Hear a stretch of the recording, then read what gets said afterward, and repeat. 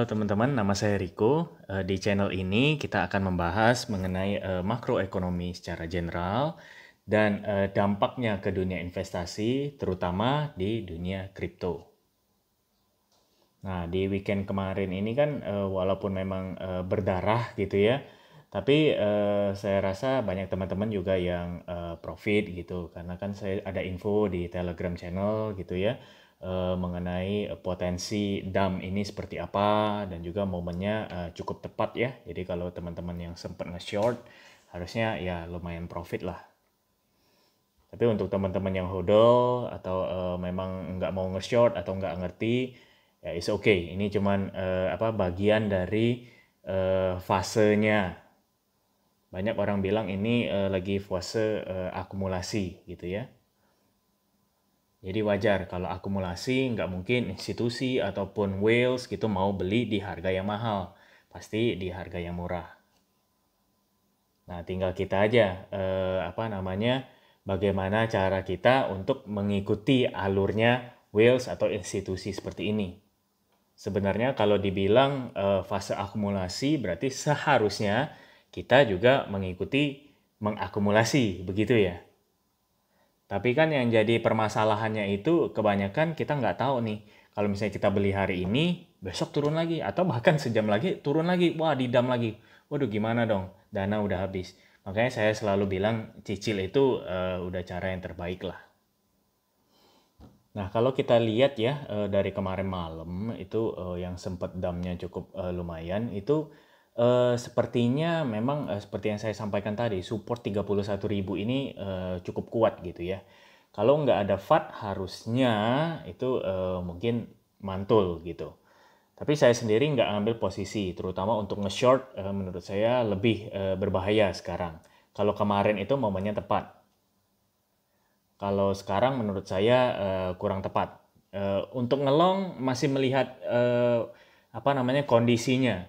Karena kalau misalnya ada sentimen negatif, ya itu tetap aja koreksi gitu kan. Jadi kita secara investor itu harus pintar-pintar membaca situasi gitu ya. Jadi bukan hanya misalnya ada teman saya gitu yang fokusnya ke technical aja gitu. Jadi wah ini indikatornya harusnya begini begini begini dan ini sudah pasti harusnya bullish. Mungkin benar, tapi dan mungkin juga ada salah gitu kan ya. Nah, jadi kita harus melihat secara keseluruhan gitu. Kalau misalnya memang indikator menunjukkan bagus gitu bakal bullish, ya kita stop dulu, kita lihat lagi yang lain gitu ya. Misalnya sentimen di pasar bagaimana nih, pemberitaan bagaimana, makroekonomi seperti apa gitu. Jadi pandangan kita luas, jangan berpaku pada satu analisa saja, baik itu technical, fundamental ataupun apa gitu ya. Menurut saya itu kita akan mendapatkan gambaran yang lebih besar kira-kira arahnya kemana untuk BTC atau kripto ini ya. Nah, kalau secara pemberitaan kita ingat ya kemarin itu ada bicara mengenai Bitcoin ETF untuk Amerika gitu. Jadi ada beberapa proposal ETF ini yang udah disampaikan atau dikirimkan ke SEC gitu. Tetapi mereka ini sepertinya selalu delay gitu ya. Harusnya kalau kita hitung dari waktu pertama kali proposal itu dikirimkan sampai deadline mereka harus memberikan keputusan itu harusnya akhir-akhir Juli atau Agustus ini sudah ada keputusan. Walaupun nanti mungkin di-delay lagi saya juga kurang tahu ya bagaimana mekanismenya. Tetapi harusnya kemarin itu terakhir dibilang 60 hari. Nah, 60 hari itu dihitung ya sekitaran Juli akhir sampai Agustus. Nah, ini bisa jadi katalis besar ya kalau misalnya memang Bitcoin ETF. Nah, kalau dalam hal ini mereka membahas tentang wisdom trees. Nah, kalau misalnya memang ETF ada satu aja Bitcoin ETF ya yang tembus gitu. Nah, ini menjadi katalis lumayan cukup tinggi gitu untuk Bitcoin sendiri. Pasti harganya cukup melambung. Tapi nggak sampai all time high lagi atau bagaimana, kayaknya masih cukup jauh ya karena itu berarti kenaikan 100% dari sekarang gitu. Nah, jadi tapi itu sangat positif bagi dunia kripto tentunya. Nah, ini yang juga kita tunggu gitu.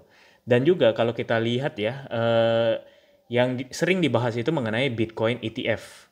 Tapi ada juga yang proposal-proposal Ethereum ETF yang sedang dikirimkan atau sudah dikirimkan gitu dan nggak pernah dibahas. Nah ini yang apa namanya, saya nggak mau memberikan ekspektasi yang terlalu besar seperti apa, tapi harusnya ada apa, desas-desus dong ya. Misalnya ya ini akan ditolak kayak atau di-delay kayak atau apa, tapi sekarang kok kayaknya nggak ada suara apa-apa ini. Nah gitu, jadi banyak rumor atau apa namanya, pendapat di luar sana yang mengatakan ya mungkin apa namanya, sengaja gitu nggak diumumkan secara publik dulu gitu, mungkin mereka mau akumulasi atau apa. Tapi ya itu cuma rumor saja. Apa namanya, dan kita lihatlah, makanya saya sebenarnya cukup positif Agustus ini kalau nggak ada apa namanya, sentimen-sentimen lain ya, terutama dari makroekonomi misalnya. Kalau apa namanya, dari Amerika juga ekonominya membaik, nah mungkin harusnya kita berada di em, jalur yang cukup bagus lah gitu ya. Nah, yang kedua itu mengenai Binance. Nah, ini apa? Mereka itu kan ada stok token ya, yang kita bisa membeli saham, token saham gitu. Jadi seperti Apple, MicroStrategy dan lain-lain gitu ya. Cuman sedikit sih. Dan katanya ini bakal memang ditutup. Jadi mereka bakal fokus ke produk-produk mereka, produk-produk komersial mereka. Karena saham kan sebenarnya cuma inovasi aja ya, walaupun cukup menarik menurut saya. Tapi yang saya tahu dan saya sendiri pribadi saya nggak pernah pakai sih. Kalau kita mau membeli saham, US kan sekarang sudah banyak platformnya gitu. Yang sering saya bilang misalnya GoTrade kayak eToro kayak segala macam. Nah itu kan apa namanya, kita memiliki sahamnya secara langsung gitu ya. Jadi ngapain harus punya token lagi? Ini kayaknya agak lebih ribet gitu ya. Jadi walaupun ini agak sedikit berita kurang baik, tapi untuk Binance terutama, tapi menurut saya pengaruhnya nggak begitu besar lah. Karena memang sepertinya nggak banyak orang atau investor yang membeli saham melalui Binance gitu. Dalam bentuk token lagi gitu ya. Nah, selain itu memang banyaklah di Binance ini terutama apa, negara-negara yang semakin banyak dan juga apa, kota-kota gitu, bahkan ya Hong Kong apa yang kemarin saya dengar gitu. Pokoknya semua nyerang Binance deh intinya. Jadi memang ya itulah, mereka itu kan sudah cukup besar ya, perusahaan atau exchange yang cukup besar, dan mereka melayani istilahnya seluruh investor di semua negara gitu yang bisa dilayani gitu ya. Jadi tentu nggak gampang gitu bagi satu perusahaan, mereka berarti harus memiliki regulasi di setiap negara. Dan saya rasa mungkin harusnya CZ atau CEO-nya itu ya pasti mempunyai ini sendirilah, apa, inisiatif sendiri gitu ya. Walaupun diserang seperti apapun ya memang begitulah keadaannya, namanya kripto itu global. Jadi ya butuh waktu untuk terregulasi. Bahkan di Indonesia pun kita tahu kan sempat dikatakan investasi bodong di Binance ini. Jadi tapi kan ada cara lainnya, mereka punya anak Binance di Indonesia gitu ya. Kira-kira begitulah. Nah, pasti saya rasa nanti juga ada anak-anak Binance lagi di negara-negara lain, atau mungkin ada caranya sendiri Binance mengatasi ini. Nah, ini juga ada diskusi yang menarik gitu.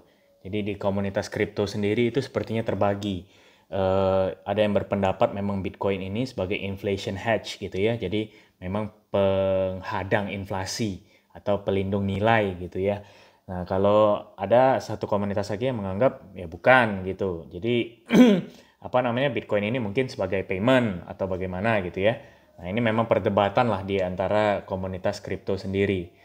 Tapi sebenarnya kalau kita melihat lebih jauh ya, helikopter view gitu, kebanyakan juga saya lihat, terutama negara-negara sekarang kan, negara-negara besar, negara-negara kecil pun bicara mengenai stable coin, atau mereka mau bikin CBDC, Central Bank Digital Currency gitu ya.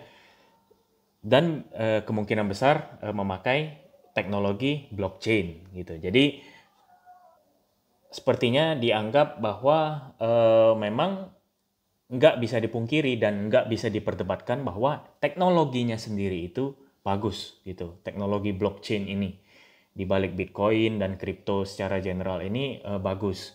Jadi negara-negara saya lihat juga menyetujui itu, makanya mereka mau coba, mau lihat gitu ya, sebenarnya teknologi ini seperti apa, inovasinya seperti apa. Tapi mungkin bukan ke kriptonya sendiri, Bitcoin, ETH segala macam gitu.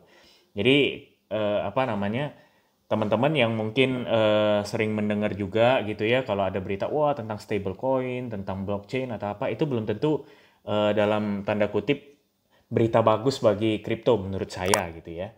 Walaupun memang pasti jadinya exposure tentang kripto ini semakin banyak, orang semakin banyak tahu tentunya ya.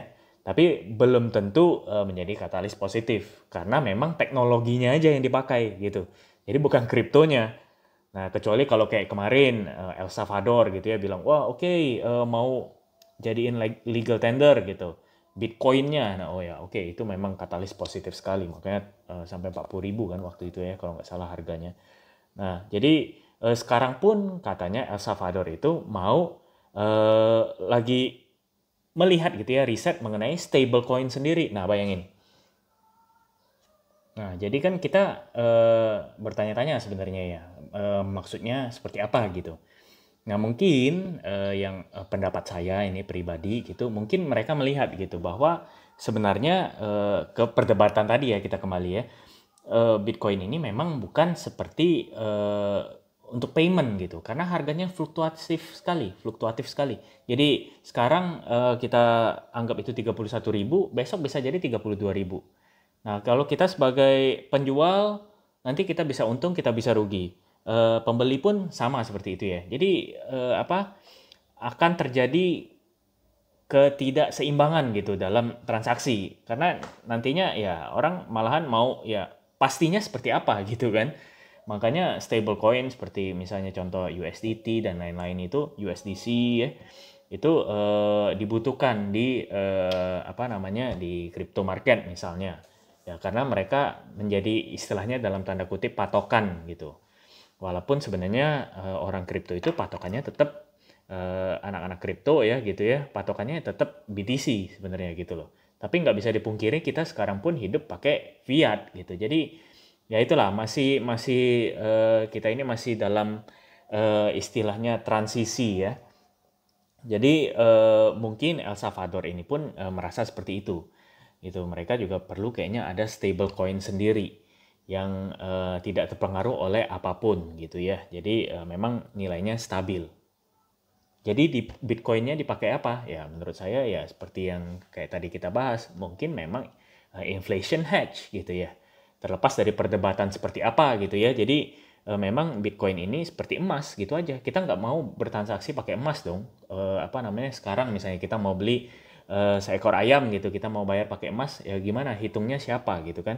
Nggak bisa gitu. Jadi memang emas itu memang gunanya untuk disimpan dan nanti kalau kita mau jual ya kita harapkan harganya naik atau paling enggak menutup inflasi gitu. Nggak bisa naik berapa ribu persen memang, tapi paling enggak ya kita nggak kemakan inflasi lah nilai uang kita gitu ya. Nah ini penting saya bahas mengenai terutama stablecoin ini ya. Nah karena saya lihat memang seperti ini Fed dan Yale researcher gitu mereka sudah membuat atau memikirkan gitu ya framework regulasinya untuk stablecoin ini seperti apa gitu.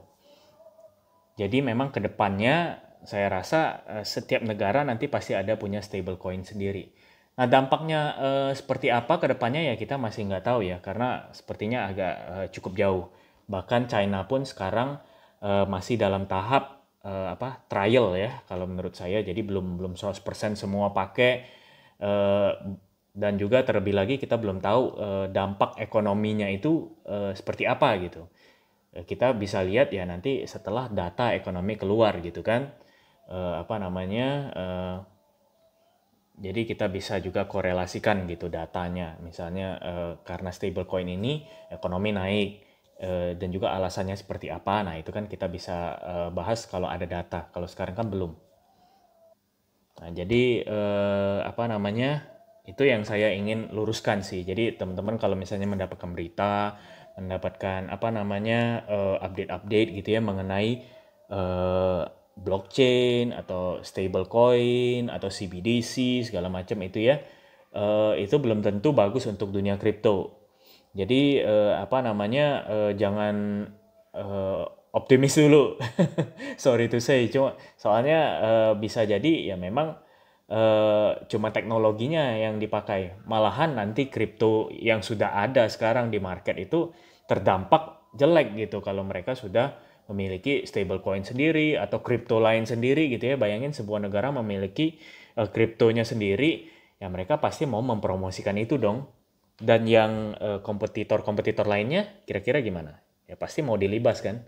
Nah, jadi apa namanya ya kita objektif aja lah melihat apa namanya berita-berita ya.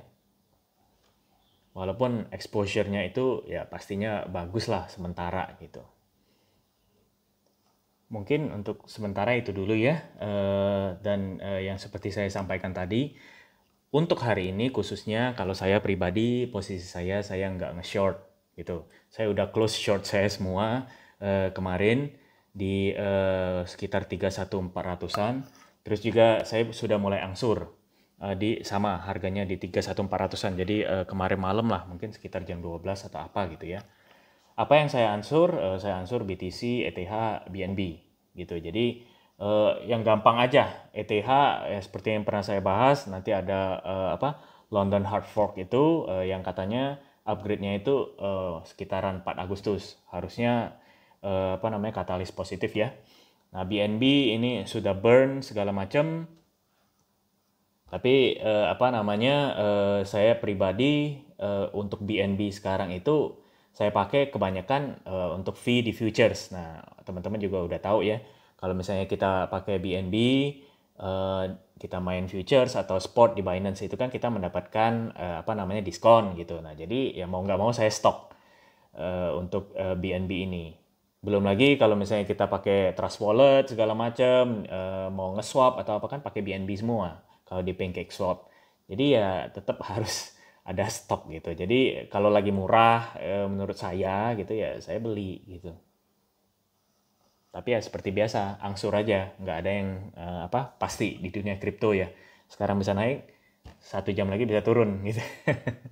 Jadi ya tetap semangat teman-teman yang apa namanya yang merasa pesimis atau seperti apa ya begitulah kripto ya koreksi pasti ada naiknya naik pasti ada turunnya. Jadi ikutin aja roller coasternya. Jangan terbawa suasana, apalagi terbawa emosi gitu ya. Wah ini udah naik lagi boleh nge-short nggak? Nggak begitu gitu. Jadi kita harus perhatikan secara generalnya gitu. Karena nggak ada yang sesuatu itu ya seperti tadi itu naik terus gitu ya. Kecuali memang ada katalisnya gitu. Kalau nggak ada katalisnya, udah kemungkinan cuma begini-begini aja. Nah sampai kapan ya kita lihat. Mungkin saya harapkan ya Agustus itu tadi ya ETF apa namanya belum lagi ada Paraguay dan lain-lain lah yang pernah saya bahas juga itu semoga menjadi katalis positif ya itu kita lihatlah dengan sabar gitu ya. Oke, terima kasih teman-teman.